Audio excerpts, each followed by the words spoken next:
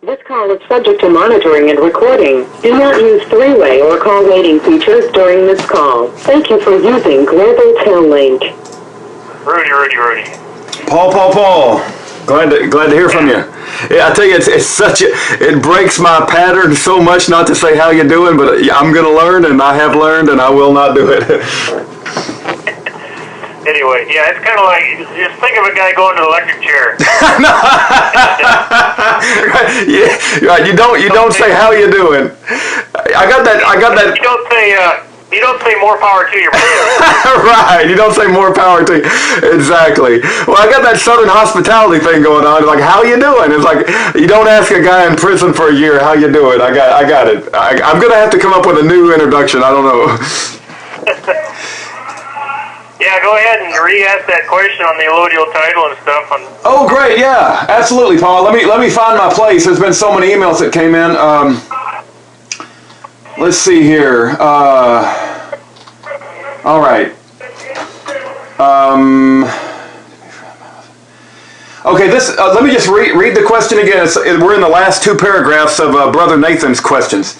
He says, to be a free man under God, it seems logical to me that a free man must have the ability by law to own land unencumbered by any other earthly entity and responsible only to God. Allodial title is the legal term, I believe. According to Psalms 24:1 and 2 Corinthians 10:26, two witnesses, no one has a higher right to the land than God, making the second-tier claimant a tenant on God's lands with duty towards him alone. Then I think you may remember we discussed earlier about Satan and Satan's claims on the land. It appears that on most levels that Satan is and has long time been over the incorporated governments. As such, Satan must have some form of claim upon the land he is prince of. And then it says, from your studies, Paul, is this correct? To what extent? And he says, what would it take to make a man able to own land answerable only to God? And then he has some follow-up questions, but maybe I should pause there. Your phone keeps cutting out for some reason. Oh man, they're probably messing. I heard the question's pretty good, but tell me if my end cuts out. It's not so important yours cuts out, but you're coming through loud and clear, Paul, and I'll try to get a little closer to the phone. Yeah. As far as in America, there's not going to be no issue in any court that Satan has a claim on land, so it's really not an issue. But in America, the only way you can have an association with a taxing entity of the United States, which includes county, city, or state, is by contract. There is no relationship with the United States except by contract. All military draft, all services, every interaction in law is by contract. Now, of course, there's some things that are a felony and so forth, things like that. That's not really involved in the contract world. That's just a crime. But as far as property tax goes, I would never use the word allodio. Just stay with real simple language whenever you're dealing with these people. But all across the country, I work with people that we're taking property off taxes. We're even in Florida. We're even having them return the property taxes back to us from former years. So this is a big thing. And I believe This call is from the Santa Rosa County Sheriff's Office. I believe they would murder us if we were just one or two people, but there's a large group of us, and it's just not going to go away, no matter how many they kill. Right. So, but it's a huge scam. Their written laws are only for their property, but they go out and apply it to every property they can trick people into. But we had an individual in Nebraska that was a senator for the state of Nebraska, and he was a lawyer, and he had a Brumble and Quando was a company that he was involved with. I can't remember if he was Brumble or if he was Quando, but anyway, he owned a building, or else they own a building in South Dakota where they would entertain guests. So his wife was going to get one of these guys. His wife was going to get a divorce, and she hired a lawyer friend of mine who refused to get a bar license, and he did some investigation, and he found this property in South Dakota that wasn't on the tax rolls. Went down there to see the owner and look at the taxes and all that issues, and that piece of land was cut out of the tax rolls. You couldn't even see it on the map. Wow. So he knew how to file the right notices and so forth. At that time, this was 10 years ago. That's what got us interested in it. Of no property taxes. And then in Michigan, there's actually areas where my friend actually worked with people, and they removed the entire area off property taxes. So it's a contractual issue, and you just look at it that way. Anytime they have a claim against you, you just when I get out, just contact me, and we can work out a process of proper notice and so forth to back them into the corner and they start leaving you alone. Very good, very good. Okay, he's got another question along these same lines, and every time I discuss, I pass along questions to you, Paul, I always learn new terms. So I had to look this up, and let me know if you want me to read you the definition, because I surely did not know what it meant. But Brother Nathan says, how does hypothecation play into this, considering all property originates in the land? And I had no idea what hypothecation meant, so I had to look that up. But yeah, go ahead and wow. Yeah, I know. This Brother Nathan, he's really got it going on here. I know what it means, but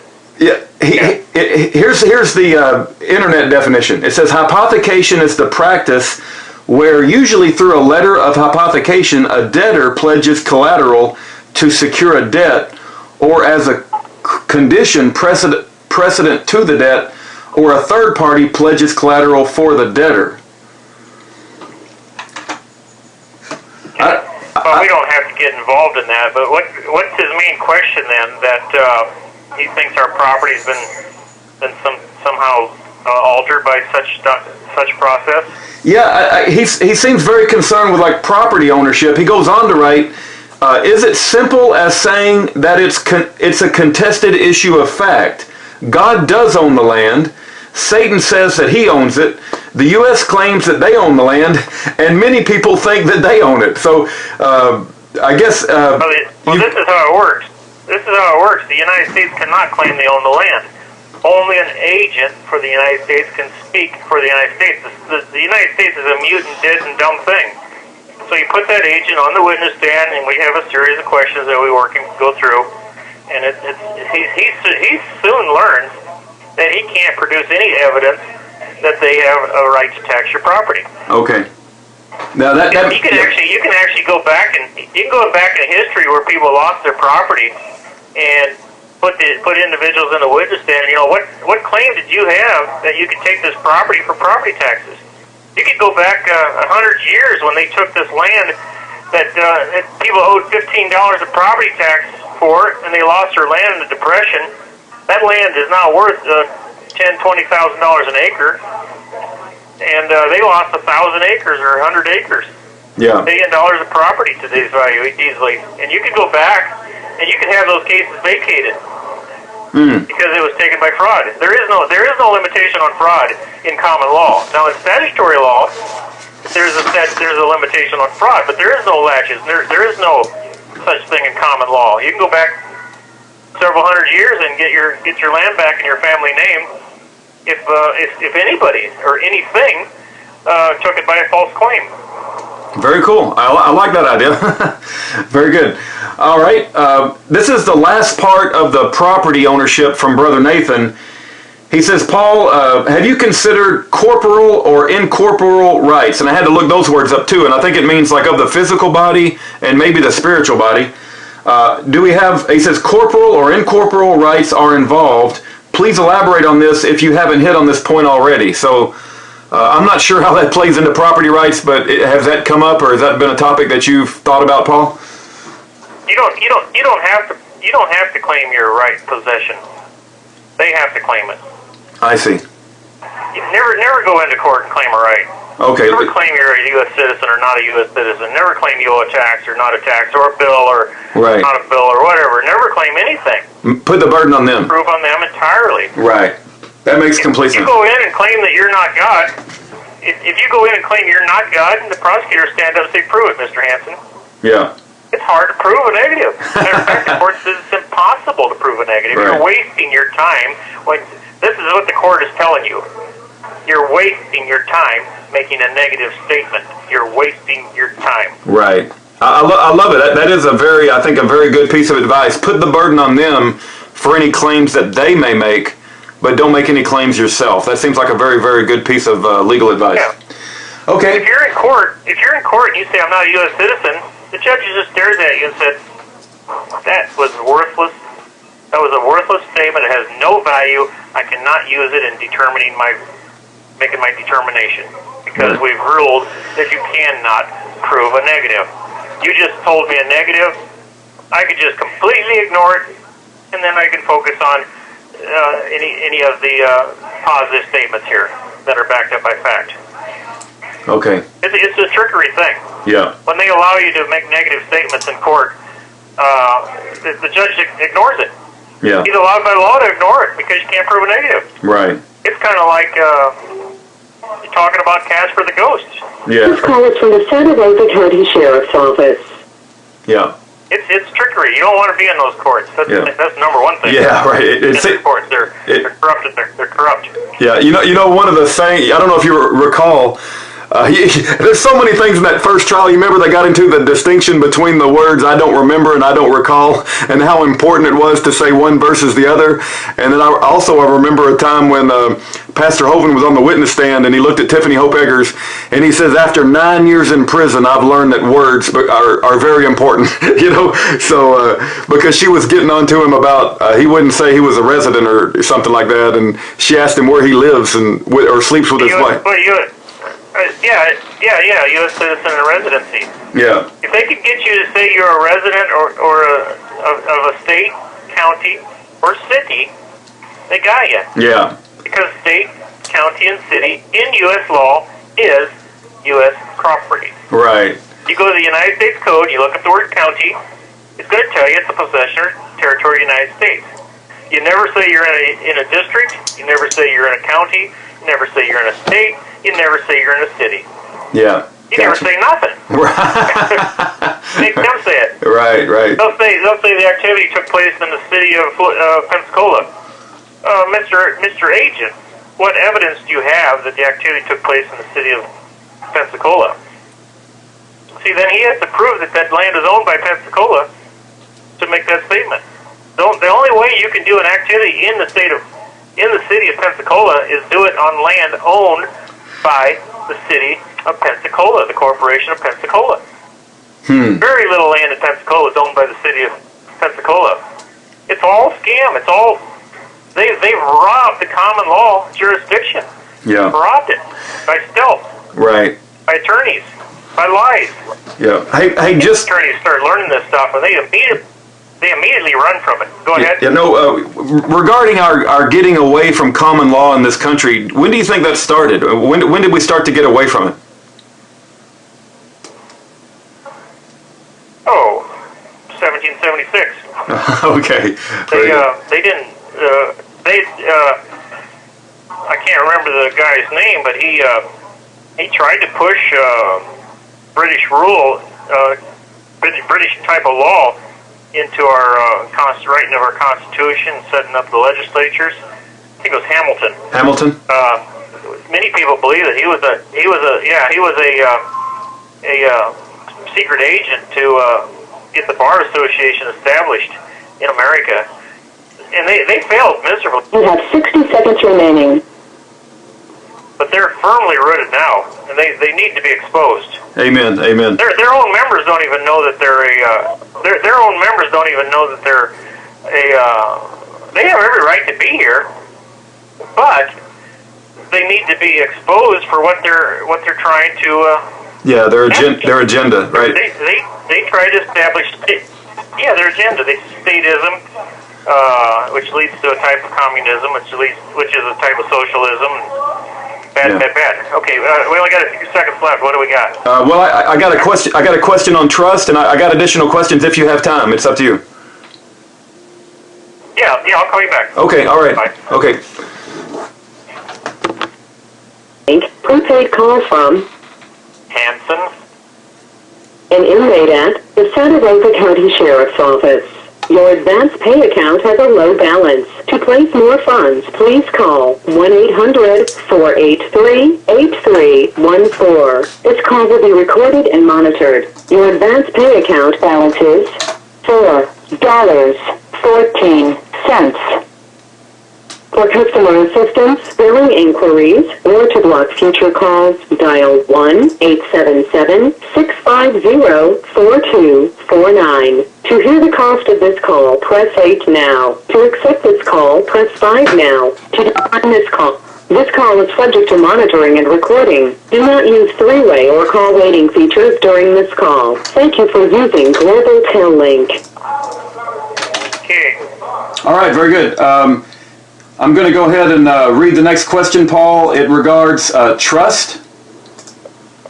And Brother Nathan writes, regarding trust, plural, someone told me that there have always been only two trusts on earth, Almighty Father's trust and Satan's trust.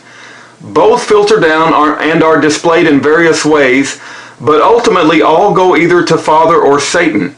And Father's trust are pure, anything unencumbered along the lines, whether intended for God or not. If it's corrupted, then it transfers to Satan's trust.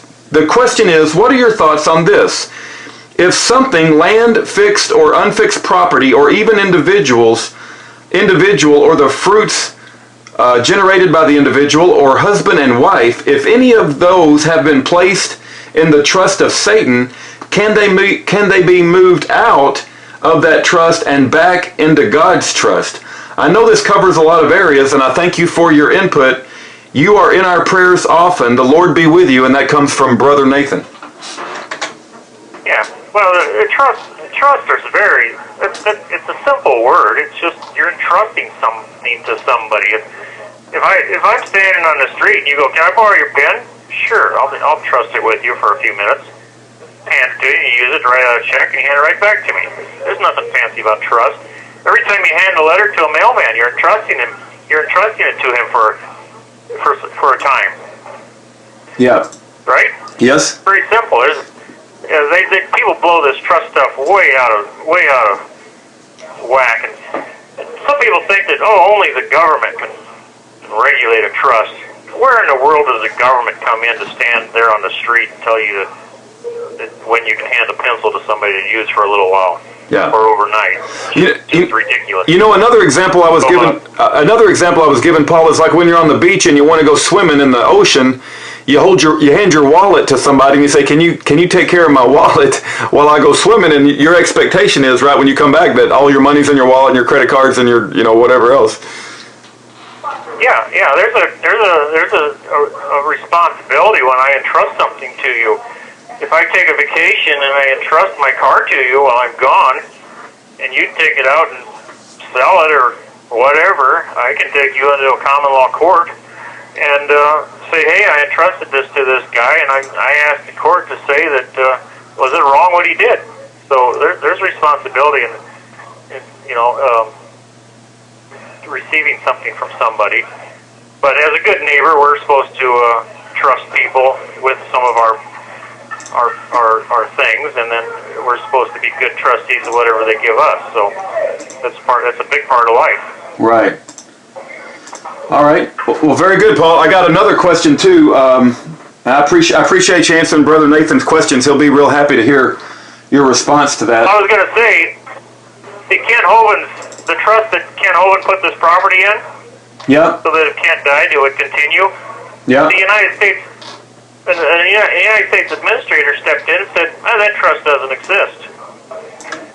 Now, wait a minute. Who gave you authority to tell anybody that trust doesn't exist? Did that trust operate on United States land? Well, no. Did United States persons operate this trust? Well, no. Was it involved in a United States regulated activity? Well, no. Well, Mrs. Rodgers, where did you get the jurisdiction to say that trust doesn't exist? She has none. None. This is why I'm in jail. They claim that they had authority to take that trust away from the trustees. Yeah. Right. It never existed. That's an important authority to do that. Yeah, that's a very important point you just made. They claim to have the authority to take your responsibility as a trustee away from you, and you're trying to abide by your duty, right, as a trustee to protect the land that the government stole. And so there seems to be a serious conflict here. Well, what we're going to do is we're going to go back and we're going to try to gather 12 people that are not U.S. citizens that have chosen to maintain their independence from the United States. We don't want prejudiced juries. We want people that don't have a large stake in the United States. And we ask that they be jurors. And we ask them, we had this trust here, and everybody on the United States side, they can come in and explain why they believe they can take that property away from the trust, or away from Kent Hovind and whoever they're claiming they're taking it away from. And we get a full opportunity to explain to that jury that no, that trust is legitimate, and this is why. And then we're going to ask the jury to make a decision. This call is from the Santa Rosa County Sheriff's Office. If the jury rules against us, we're out of luck. But if they rule for us, then we can turn to the jury and say, okay, now we're going to have another hearing to establish those damages. Yeah. Very good. Absolutely. I'm looking forward to that day too. I can't wait. Yeah, and that hearing is going to be videotaped because we want complete transparency. We want complete exposure. Right. We don't want to pull any pangies. Right. We want to be upfront. Now, guess what? They might not want to be. Well, they don't. What do you think? What do you think the odds of that are going to be? No, they're not going to want to sit there. And they're probably going to say, "Tell us what we owe you." That's probably what's going to happen. Yeah. Tell us what we owe you. Yeah. I love it. I love the way Kent Hovind says it. Just start writing zeros, and I'll tell you when to stop. Yeah.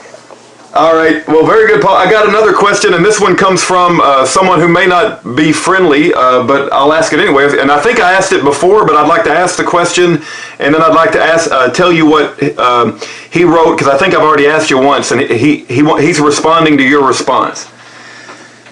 But he writes, a useful question to ask might be if hypothetically Paul is wrong about the limitations of federal authority, and on state and local law enforcement for that matter, what the government response should be. So I guess the government has done a response to you. One of those responses is to come and point guns at your head in front of your neighbors, take you from Nebraska, put you in Santa Rosa County Jail in Florida at gunpoint, and you've been sitting there for nearly a year. That's what the government response has been. But I guess this question comes from the perspective of, what if you're hypothetically wrong about the limitations of federal authority? And then let me read to you what he said later on. This same gentleman said, thanks for passing my question along. I don't think that Paul really answered the hypothetical question. Anyway, I think his argument mainly centers on Article 1, Section 8, which includes to exercise exclusive legislation in all cases whatsoever over such district, not exceeding 10 miles square, as may by session of particular states and acceptance of Congress. Sorry, Paul, this is getting quite long. Become the seat of the government of the United States, and to exercise like authority over all places purchased by the consent of the legislature of the state in which the same shall be, for the erection of forts, magazines, arsenals, dockyards, and other needful buildings. And then he goes on to write, the key is exclusive legislation. Paul seems to think that because it has exclusive legislation in those areas, that there is none in any other. I think that he is mistaken. The clause is followed by, and then it goes on to write, to make laws which shall be necessary and proper for carrying out the execution of foregoing powers and all other powers vested by this Constitution in the government of the United States or any department or officer thereof. And they even go on to write, besides the military stuff, to borrow money on the credit of the United States, to regulate commerce, to establish a uniform rule of naturalization, to coin money. This really isn't fair for me to read like 3 or 4 pages to you all at once and expect you to respond, but did any of that make any... I know what he's... Okay. I know what he's getting at. See, we don't have to prove that. That's the beauty of this. Okay. Mr. IRS agent, you claim that you can apply that written law upon this person, upon that activity at that location. We don't have to prove it. Yeah. We've done this many times over the last 20 years. Many, many times. Right. They won't prove it. Gotcha. They won't even testify. They won't go near it, yeah. But most of the times the courts arrange it in such a way because there's an attorney involved, and the judge just says, well, we're not going to go there. We're not going to go there. Yeah. That's what happened to Kent Hovind's case. His attorney wouldn't go there. So Kent never had a defense. But see, we're going to be able to prove that attorney who was entrusted didn't hold up his contract.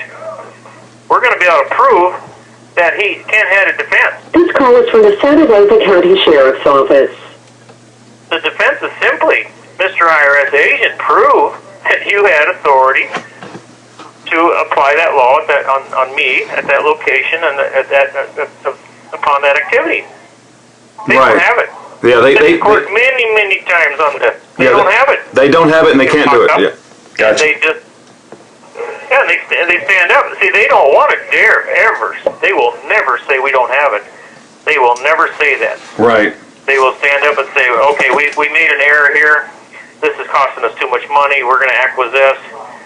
We're going to settle out of court. We're going to try to settle without exposure on how much money we're settling. They'd rather give Kent $1 billion instead of let American people know that 90% of their taxation is done by fraud. Yeah, right. Yeah. They'd rather either pay him off, Anyway, or they'd rather shut him up forever, right? One of the two. Yeah. Yeah, the beauty of the internet is it's hard to kill people nowadays. Yeah. So many people have the information. Right. It's they do kill people over this. There's no question about it. Yeah. They kill them. I mean, why not pay $10,000 to have somebody killed when it's going to save the government or certain people $1 billion? Right. Or $100 million. It's just there's no question about it. These people are evil. Yeah. No, I totally agree with you, Paul. And a lot of people believe Aaron Russo died under, kind of, suspicious circumstances, I guess is the right way to say it. Yeah. Yeah, I knew the guy that knew his family. Yeah. He sat with me and explained to me his conversation with that family and how the family says that we know hanky-panky. We know that somebody injected something into his body and caused his early death, and the doctors have told us that's what's happened. And then there's other cases about banking where lawyers or judges ruled against the banks. The judge is killed, and the judge's wife disappears. We know those people. My friends have contacted those families where the judge disappears and dies in a boating accident, and the wife disappears off the face of the map. Wow. They even get into the news. Wow. They do that. They do that. Every judge in the nation hears that story. They make sure every judge hears that story. This will happen to you. Right. This will happen to you, Mr. President. If you try to mess with the Federal Reserve, you're going to get a bullet in the head. Right. From Right. different directions. Right. And we're going to make it look like this lone guy shot you. Yeah. We'll kill you in front of 1 million people. Exactly. We'll get away with it. Exactly. We'll bring down towers. We'll bring down 1,000-foot towers and make it look like an airplane brought it down. Yeah. There's all kinds of things these guys. Yeah. Good at it. 18 Muslims with box cutters did it. Paul, what do you think about like Scott Snyder? I know Kent Hovind made it a point when I was talking with him that he should not have been allowed to sit at the prosecution table because what role did he serve? Right? It's like he was called as a witness. He shouldn't have been able to sit at the prosecution table the entire trial, and it's almost like he's sitting there as a intimidation factor for the judge, for the jury, and also the prosecution. That if 60 seconds well, I'm running out of time, Paul. But any comments on Congress Yeah, Congress has allowed it. Yeah. Either the Supreme Court's allowed it or Congress. I can't remember, but Okay. that's their system, that's their laws, and that's the way it goes. The secret is don't contract them, stay out of there, and learn common law, and hopefully you have a godly community that can draw 12 people that'll save you. Amen. Amen. Well, hey, Paul, you got a lot of people praying for you, brother. My wife is a lot more familiar with Facebook and all that social media, but she's out of the house tonight. But she told me firsthand there's a lot of people praying for you, and I'm praying for you. So we hope things go well on August the 21st, and we hope to see you out of that prison soon.